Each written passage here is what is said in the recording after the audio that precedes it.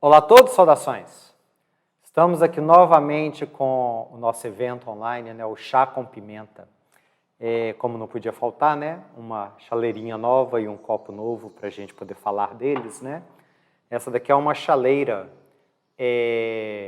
de Arita, ela é feita pela fábrica Kouransha, né?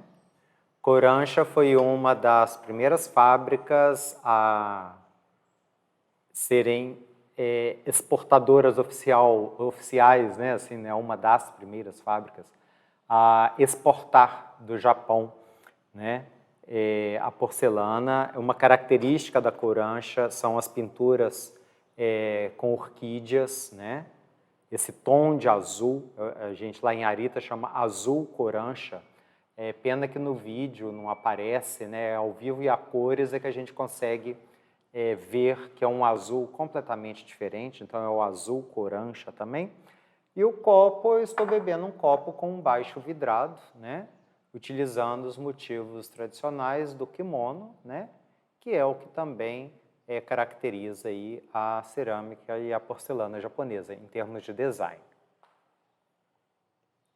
Bem, nossa proposta de hoje é falar sobre baixo vidrado e sobre vidrado. Lógico que eu também vou falar no vidrado. Então, é o sobre vidrado, o no vidrado ou no esmalte e o baixo vidrado. Então, vamos lá.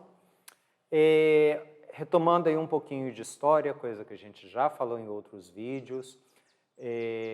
Nossos vídeos eles não estão em ordem, a gente não está colocando em ordem, então vão assistindo todos, tem sempre o título lá, né? Então eu tenho um título que é falando da história da cerâmica e da porcelana, então dá uma olhadinha lá que vocês vão saber maiores detalhes. Aqui agora eu não vou entrar em detalhes, porque eu quero apenas diferenciar o que é o baixo vidrado e o sobre vidrado. Bem, retomando um pouquinho da história, então, o baixo vidrado em azul e branco, ele surgiu, na verdade, no Irã. Do Irã ele foi para a China, foi desenvolvido na China, e da China foi para o resto do mundo, né? O azul e branco. Com o uso do óxido de cobalto, de uma tinta feita à base de óxido de cobalto, que é o gosu em japonês e Tinhua em chinês. Lógico que antes da descoberta do cobalto, do desenvolvimento do cobalto, outros pigmentos já eram utilizados, já eram conhecidos pelo homem, principalmente o óxido de ferro e o óxido de cobre, né? Então, o ceramista, né, antes de utilizar o baixo vidrado em cobalto, ele já conhecia a utilização do cobre e do ferro, né, na utilização aí, na decoração.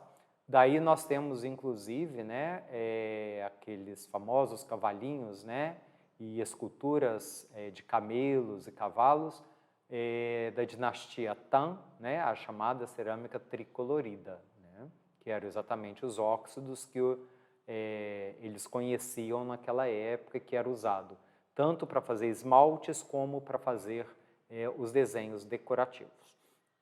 Quando iniciou-se, então, o caminho da seda, a rota da seda, né, vamos dizer assim, o comércio entre Oriente e Ocidente, o Irã, né, ele já trabalhava, o Oriente Médio, ele já trabalhava com vidro, com um tipo, né, primário de azulejaria, né, já fazia azulejaria.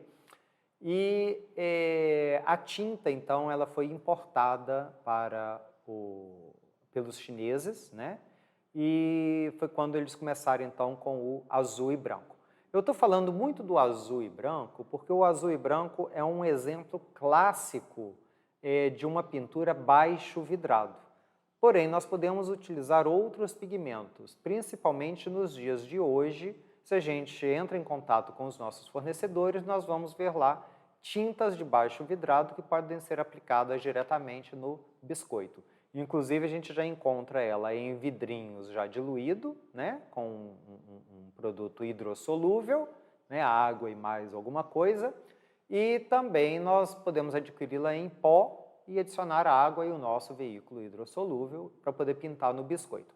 Então isso não é um segredo guardado a 7 chaves, é uma coisa que está aí à nossa disposição, né? Aqui eu tenho um exemplo de uma chaleirinha que ela é feita com os pigmentos, né, a tinta inorgânica, com pigmentos inorgânicos. Isso aqui não foi feito com os óxidos, né? Então eu consigo uma variedade, eu consigo degradês, eu consigo mistura das cores. As cores elas podem ser misturadas entre si. E aqui eu tenho exemplos de baixo vidrado, né? Esse copo aqui, ou esse modelo de copo, eu já mostrei várias vezes, né? São exemplos de copos que eu cheguei a fazer durante esses últimos 6 anos que eu estive lá em Arita, que é como a gente já falou antes também, né? A capital mundial aí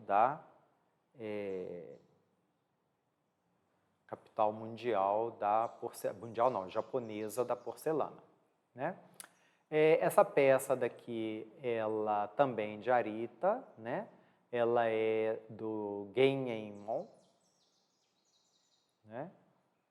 E é uma peça que ela é toda coberta com o goço, né?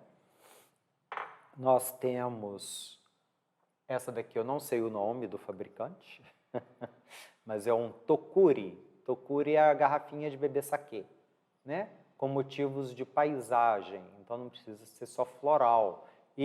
Aqui no ateliê, a gente desenvolve mais a pintura floral. Eu faço também a paisagem, mas a paisagem a gente demora mais tempo para fazer, né? Então demanda um pouquinho mais de tempo, mas é possível de fazer, né? Então aqui alguns exemplos do baixo vidrado. Essa vasilha está meio barulhento hoje aqui na minha rua. Essa vasilha aqui é um exemplo legal que eu gosto de mostrar, porque eu tenho ela em baixo vidrado e eu tenho ela sobre o vidrado. O vermelho aqui, no caso, é o sobre vidrado, ok? Então, nós temos em azul, goço, e no acaê, vermelho, né? Lembrando que aqui a gente eu não estou querendo mostrar muito detalhe, é até difícil, porque são pinturas muito delicadas, mas dá para ver que é um vermelhinho, né?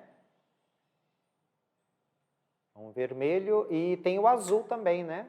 Eles fizeram o baixo vidrado primeiro e depois veio com um sobre vidrado em vermelho, ou seja, ele foi ao forno umas 3 vezes, mais ou menos, né? Aqui, ó, essa linha aqui, essa linha é em goço, é em azul. Então foi embaixo vidrado. E o vermelhinho aqui foi sobre vidrado numa outra queima de baixa temperatura, ok?